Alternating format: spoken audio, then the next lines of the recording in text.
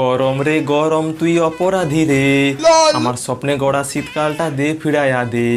अच्छा আমার গা ধোয়ার ঠান্ডা জলকে গরম করার অধিকার তো কে দিল কে? গরম তুই বড় অপরাধী, তোর ক্ষমা নাই রে।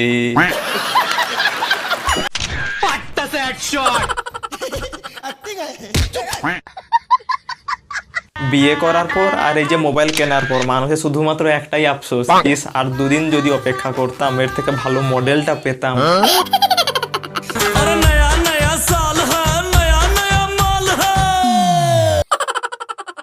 তো বন্ধুরা, আপনাদের কাছে আমার শুধুই মাত্র একটি কথা বলা, যে আপনাদের রাস্তাঘাটে কোনো অপরিচিত কোনো লোক যদি কোনো কিছু খাবার দেয় তাহলে আপনারা খাবেন না, কিন্তু সেটা যদি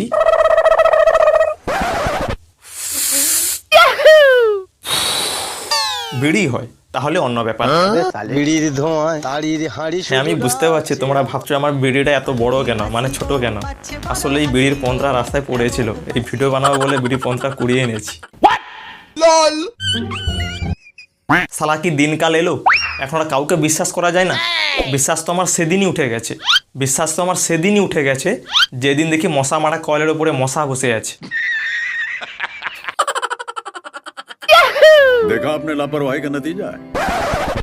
বাবা আমার খাটছে রোজ 100